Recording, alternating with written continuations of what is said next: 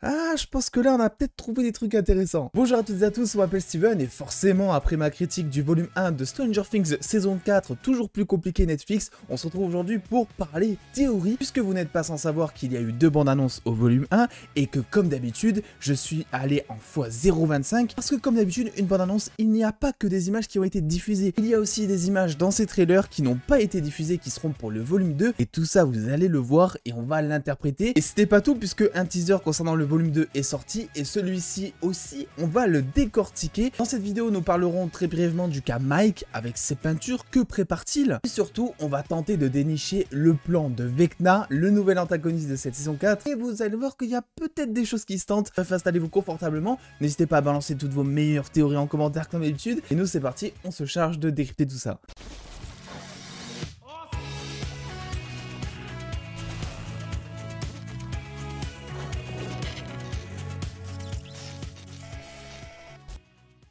Alors déjà, petite introduction parce que beaucoup m'ont posé la question, il y a eu certaines incompréhensions on va dire durant ce volume 1. Vecna c'est le lieutenant, on va dire le sous-fifre du Mind Flayer, donc du flageoleur mental, donc il n'est pas aussi puissant etc.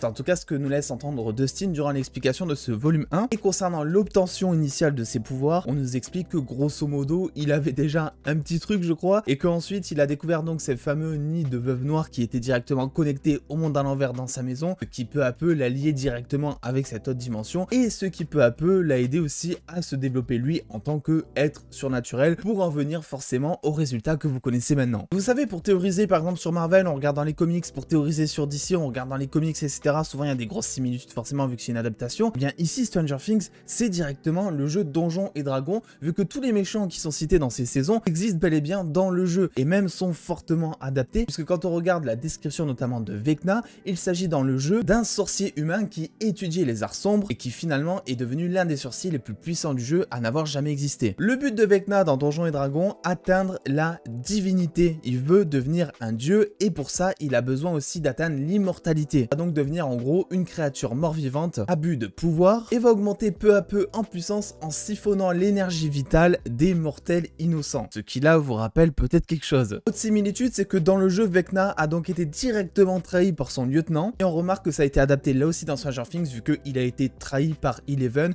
avec qui notamment il veut monter une équipe, il lui propose de collaborer et tout pour gouverner le monde ensemble, on va faire des choses grandes etc. On peut considérer qu'il avait en vue que Eleven soit son lieutenant justement. Alors du coup comment ça se passe dans Stranger Things? Vecna il veut atteindre une divinité, oui et non, il veut surtout monter en puissance pour un but que je vais vous décrire après, que je pense totalement réel en plus avec les images du trailer. Dans la série on remarque que Vecna utilise donc une sorte de magie, une malédiction, des pouvoirs, appelez ça comme vous voulez, pour s'attaquer aux personnes qui ont subi un traumatisme. C'est à chaque fois le point commun entre toutes ces victimes. Elles ont toutes subi un traumatisme dans leur passé. On s'est posé la question, ok, mais Vecna, il les tue pourquoi au juste? Est-ce qu'il absorbe leur énergie vitale? Est-ce qu'au contraire, il les absorbe pour, hop, les ramener dans son monde à l'envers et pour repeupler ce monde à l'envers? Et en fait, pas du tout, j'ai pas mal réfléchi sur la question. Et tout simplement, Vecna tue les gens grâce à leur traumatisme, tout simplement pour ouvrir une nouvelle porte vers l'Upside Down à chaque fois. Il établit un lien psychique avec eux, entre donc les deux dimensions. Et la chose intéressante, c'est que chaque porte crée un champ électromagnétique qui affecte notamment, vous savez, les boussoles. C'est pour ça que je pense que le but de Vecna, ou potentiellement le but du Mind Flayer, parce qu'après tout ça a l'air d'être son lieutenant, donc c'est pas trop si c'est les décisions de Vecna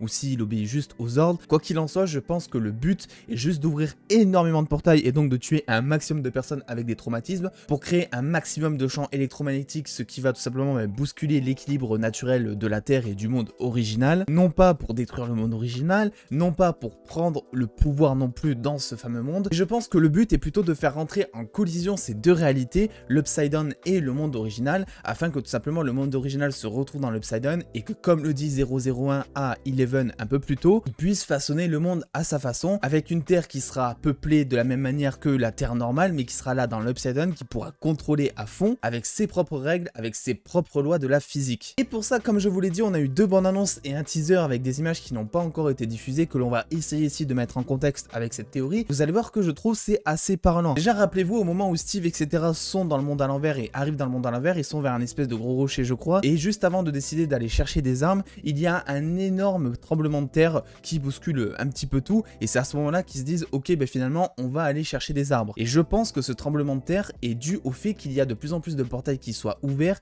et que les deux réalités sont justement en train de se rapprocher l'une de l'autre. Et donc pour cette fusion il se pourrait que ce tremblement de terre soit donc des deux côtés, donc dans les deux mondes, chose que l'on pourrait peut-être apercevoir dans ce plan où on a l'air de voir le fauteuil qui tremble avec des personnes en danger dessus par exemple. Quant au fait maintenant de savoir si le monde original va se retrouver dans l'Upside Down à un moment, je pense que oui, vu que là dans ces bandes annonces on a plusieurs plans, on voit des personnages qui de base sont dans le monde original qui se retrouvent dans l'Upside Down. Je pense notamment à ce plan où on a l'air de voir Joyce qui est enfermée avec Steve et Nancy qui essaie de le libérer donc des fameuses lianes extraterrestres. Signe d'ailleurs pour nous dire que Nancy arrivera à se libérer de ce fameux cauchemar dont elle est prise à la fin du volume 1. D'ailleurs petite info, je pense pas que Joyce soit une victime non plus des cauchemars, on va dire des hallucinations de Vecna, étant donné que Vecna a l'air de s'en prendre aux enfants qui ont des traumatismes et qui sont plus faibles psychologiquement, et ce qui permet donc de mieux les manipuler, donc de mieux les tuer. Je pense qu'il ne s'en prendra pas aux adultes pour ça. Le plan qui me parle le plus concernant la fusion de ces deux univers, c'est vraiment celui-ci. On remarque Dustin qui est dans le monde à l'envers, en tout cas qui a l'air de se retrouver dans le monde à l'envers, mais avec les conditions de la vraie vie. On voit donc cette fameuse corde qui de base, à l'endroit où il est, se trouvait dans le monde original. On voit que maintenant il y a des lianes un petit peu extraterrestres partout autour de lui, ce qui signifie soit il est au même endroit dans le monde à l'envers, soit c'est le monde à l'envers qui est venu, on va dire, fusionner, qui est venu s'infiltrer dans le monde original. Sauf que rappelez-vous bien, on nous explique que le monde à l'envers date d'il y a 3 ans.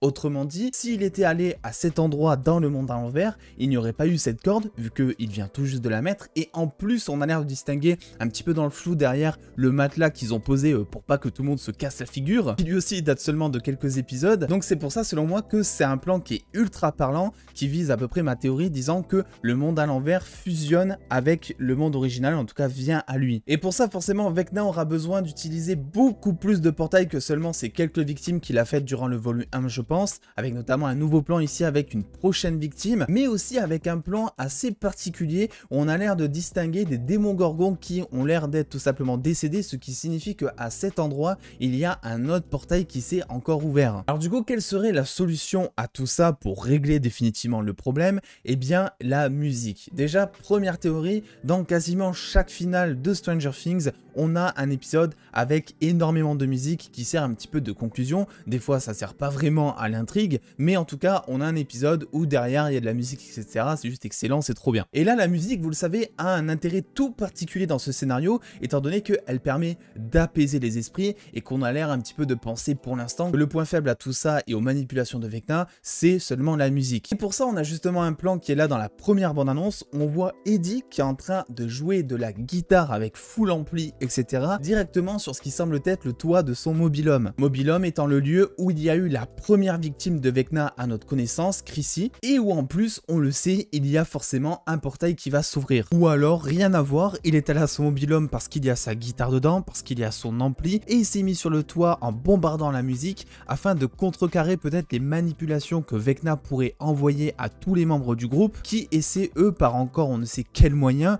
de pouvoir déjouer tout ça. Étant donné que le premier danger là-dedans c'est quand même les manipulations, les cauchemars de Vecna servant d'arme directe au groupe, cette musique serait en fait tout simplement un moyen de gagner du temps afin d'aider les autres membres du groupe par exemple. Je pense donc qu'afin de fermer tous ces portails et afin de contrer la stratégie de Vecna, il faudra principalement, je sais pas, utiliser la musique sur chacun de ces portails, soit pour les refermer, soit pour rompre la malédiction. Qu'il est question dans tout ce volume 1 de faire des allégories, des métaphores avec la sorcellerie et donc de rompre cette malédiction. Mais vous le savez aussi, tant qu'il y a un être extraterrestre de l'Upside Down dans le monde original, eh bien ça veut tout simplement dire que le monde à l'envers peut encore interagir avec le monde original. Théoriquement, c'est ce qu'on nous a expliqué durant les précédentes saisons, il faut que tous les démons gorgons, tous les êtres en gros de l'Upside Down qui sont dans la vraie vie, il faut tous qu'ils soient décédés pour que le lien soit entièrement rompu et que les portails puissent être fermés. Et dans le teaser qui a été partagé, on voit un plan qui est assez spécial, je dirais même deux. Le premier étant ce qui semble être justement des démons gorgons que le gouvernement potentiellement russe conserverait afin de pouvoir les utiliser comme ils l'ont fait dans l'arène entre guillemets dans le volume 1. Et vu comment ils les conservent, ça signifie qu'ils sont potentiellement en vie, qu'ils sont juste endormis on va dire en cuve. Et donc que tant que ces démons gorgons ne sont pas décédés entièrement, le lien entre l'Upside Down et la vraie vie sera toujours intact. L'autre chose, et là j'ai pas d'explication, vraiment j'ai pas de contexte, n'hésitez pas à mettre tout ça en commentaire parce que j'ai eu beau me retourner la tête, je pense qu'on manque vraiment de contexte concernant ce plan. Il y a ce fameux plan où on voit Hopper devant quelque chose qui bouge, une énergie, un monstre, un noyau, peut-être de l'Upside Down, je sais pas vraiment ce que c'est pour être totalement honnête, peut-être le symbole de ce fameux champ électromagnétique qui serait amplifié à fond et qui créerait la fusion entre l'Upside Down et justement la vraie vie. Je vous avoue que sur mes notes j'ai mis le timecode et j'ai mis c'est quoi ce truc MDR. J'ai mis des trucs partout sauf ici.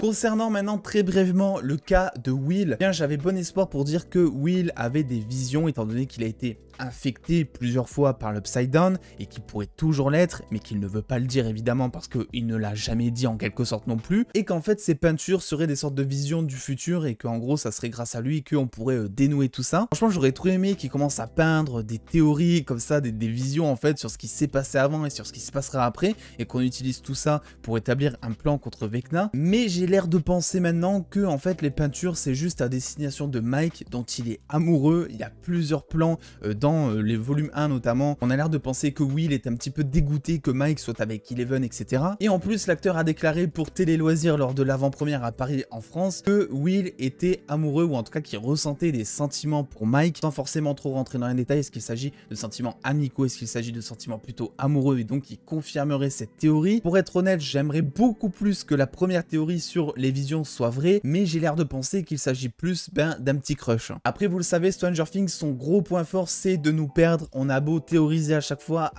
même en réfléchissant, ils arrivent à nous surprendre. Donc peut-être que c'est ni la théorie sur les visions, ni la théorie sur Will. En tout cas, c'est ce que je peux vous proposer à l'heure actuelle avec les images que l'on a eues et 2 jours après quand même la diffusion de la série. Alors du coup, que pensez-vous de ce fameux plan de Vecna? Est-ce que vous pensez qu'il est solide? Les tremblements de terre, la fusion des deux mondes, les portails qui s'ouvrent, la musique pour contrer tout ça, je pense que ça pourrait rentrer dans cette intrigue. N'hésitez pas vous à me fournir vos best théories comme d'habitude en commentaire, à lâcher le petit pouce bleu si cette vidéo vous a plu, à me suivre sur Twitter, Instagram, évidemment on le dit jamais assez, et en attendant les dos, prenez soin de vous, faites-vous bien kiffer, des bisous les dos.